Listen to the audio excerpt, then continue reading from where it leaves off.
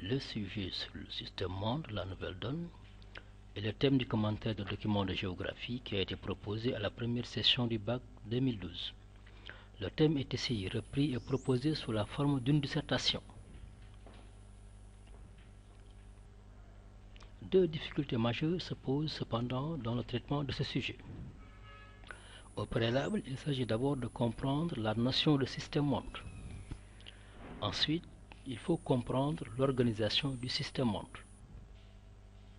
Pour bien traiter ce sujet, il est essentiel de connaître les notions suivantes: triades, périphérie, métropole, ville globale, domination et émergence. Le système monde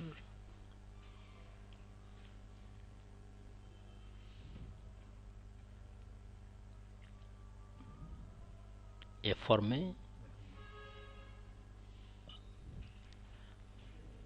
formé de différentes régions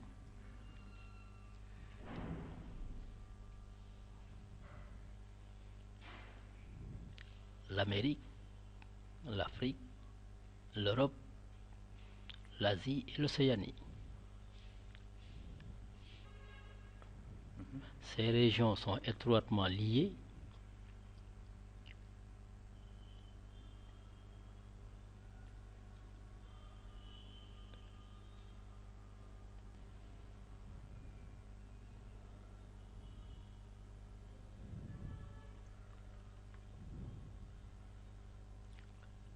Leur interdépendance se manifeste par des flux de toutes sortes et dans toutes les directions.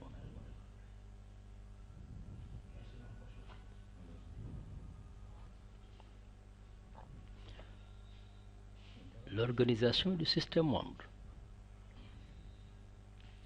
Le système monde est organisé autour de la triade qui est formée de trois grandes régions: l'Amérique du Nord, l'Europe et le Japon. Ensuite, il y a des régions qu'on appelle des périphéries intégrées. Ce sont des régions qui sont étroitement liées au centre et qui profitent de ce centre-là et de son dynamisme. D'autres régions aussi sont appelées des régions ou bien des périphéries exploitées à cause de leur participation au système monde par l'exploitation de leurs ressources par le centre.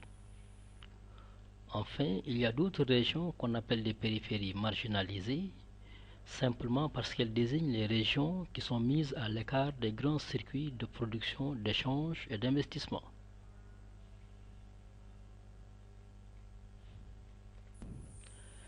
Le système monde est aussi organisé autour de grandes métropoles, les métropoles du centre principalement. Elles sont le siège des firmes multinationales, des banques et des bourses des valeurs. Ces métropoles du centre s'appuient sur un réseau de métropoles du sud, surtout installées dans les périphéries intégrées. Ces métropoles-là jouent un rôle de relais, surtout en matière de délocalisation. Cette division du monde en centre et en périphérie traduit un clivage nord-sud.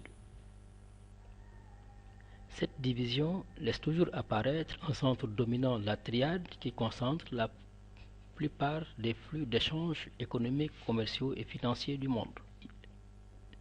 Les autres régions participent à l'économie mondiale par des flux secondaires. Oui. En définitive, loin d'être absolu, le clivage cache une ouverture et une forte interdépendance entre les différents espaces du monde.